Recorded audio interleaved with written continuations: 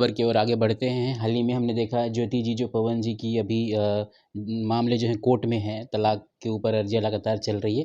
ज्योति जी ने एक इंटरव्यू में दिया कि बताया बयान कि अक्षरा जी के ऊपर बताया, फिर साथ ही कहा कि हम तलाक नहीं लेंगे। बहुत सारी चीज़ें जो है वो निकल के सामने आई।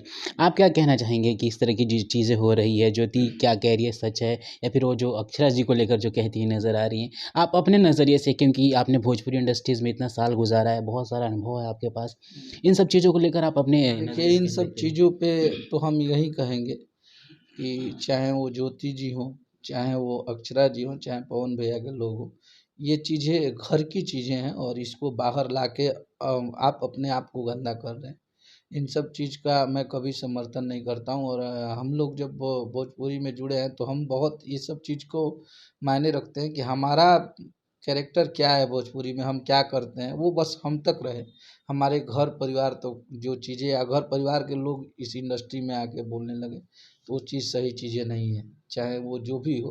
और किसी के बारे में अभद्र टिप्पणी करना, और अक्षरा जी का इतना बड़ा नाम है, तो मेरे हिसाब से वो चीज़ें सही नहीं लगा। और बाकी क्योंकि उनका भी जीवन है भाई, तो वो भी जो बोल रही हैं क्योंकि वो भी परेशान है, तो वो भी बोल रही हैं तो उनको भी गलत नहीं बोल सकते हम लोग। क्योंकि अब क्या ही इसमें हम लोग का क्या बस चलेगा, अगर हमारा बस चलता तो सब कुछ सही करवा देते।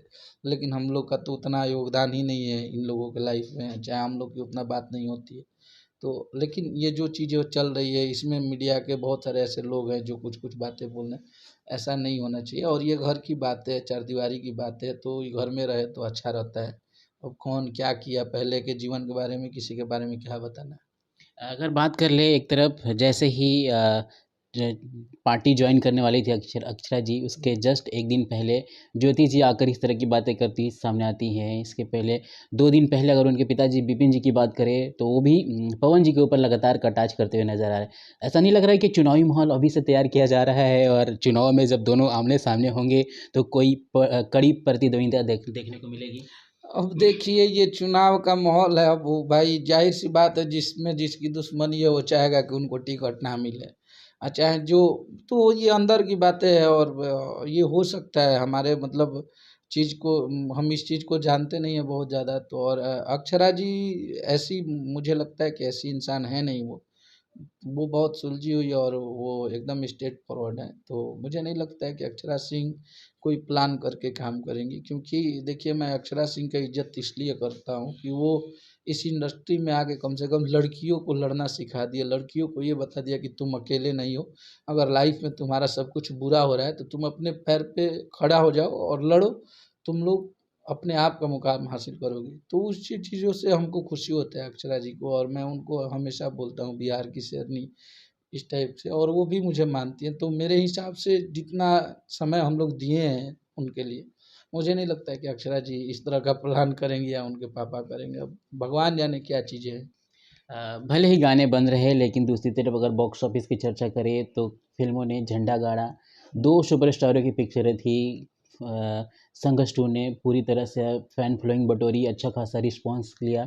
उस पे आप क्या कहना चाहेंगे कि पवन जी की फ़िल्म भी काफ़ी अच्छी कॉन्सेप्ट पे बनी थी, लेकिन उसे उतना रिस्पॉन्स नहीं मिल पाया? देखिए, ये सब चीज़ तो पब्लिक के ऊपर हम लोग छोड़ दिए थे, और मुझे लगता है कि जो पब्लिक जिसको हीरो बना देती है, जिसको बोल देती है कि वो बड़ा है, अगर मान लीजिए हम जाएँगे या आज भी कोई नया सिंगर आया, वो गा रहा है, वो भी अपने आप को भोजपुरी का सबसे बड़ा बताता है, तो हमें हँसी आती है। देखिए, दोनों लोगों के साथ हम काम किए हैं और दोनों लोगों से हमारा सही संबंध है। मान लीजिए भैया के साथ तो दिन-रात रहते ही हैं।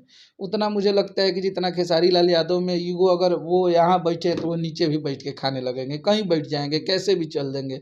नहीं सोए हैं तो बोल दीजिए भैया चलिए ना काम करके आते हैं, तो सोइएगा, तो चलिए, चलिए, मतलब वो चीज़ें हैं।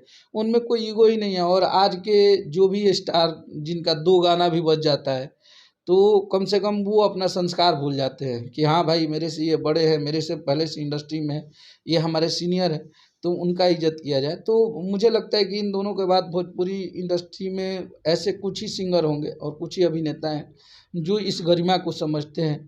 नहीं तो मुझे लगता है कि 1-2 गाना बज गया, हिट हो गए, ट्रेंडिंग में आ गया, तो वो अब अपने आप को खेसारी लाल यादव और पवन सिंह से ऊपर समझते हैं।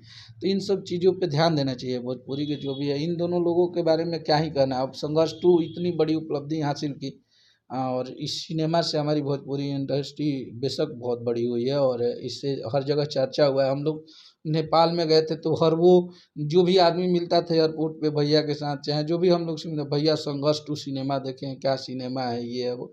तो वो खुशी होती है कि चलिए उनका काम को लोग सराहना कर रहे हैं। तो बस हम लोग का यही इंतज़ार रहता है। अभी रंग दे बसंती का फर्स्ट लुक जारी किया गया, पोस्टर इतना बड़ा तरीक़ा से हर जगह रंगीन हो गया। तो धीरे-धीरे भैया कोशिश कर रहे हैं कि कुछ-कुछ बदलाव किया जाए भोजपुरी में, आज हो भी रहा है। आज सिनेमा की स्थितियाँ वो थी कि संघर्ष 2 आके फिर से सिनेमाघरों को ज़िंदा कर दिया, फरिश्ता इतना बड़ा हुआ। तो धीरे-धीरे ऐसी-ऐसी और रंग दे बसंती मुझे लगता है कितनी बड़ी सिनेमा भोजपुरी के लिए, उसको देखने के बाद लोग बोलेंगे कि ये सबसे बड़ी सिनेमा है। अभी जितनी भी सिनेमा आने वाली है, उसको देखने के बाद लगेगा कि हाँ, कुछ नेक्स्ट लेवल हुआ है, उससे भी कुछ नेक्स्ट लेवल का काम हुआ है। तो धीरे-धीरे चेंज होगा भी, गाने भी अब जैसे ही ऊपर-ऊपर तरीके से आने लगेंगे, उसमें एक्सपेरिमेंट हम लोग करेंगे, बड़ा-बड़ा चीज़ लेके आएँगे पब्लिक के बीच में।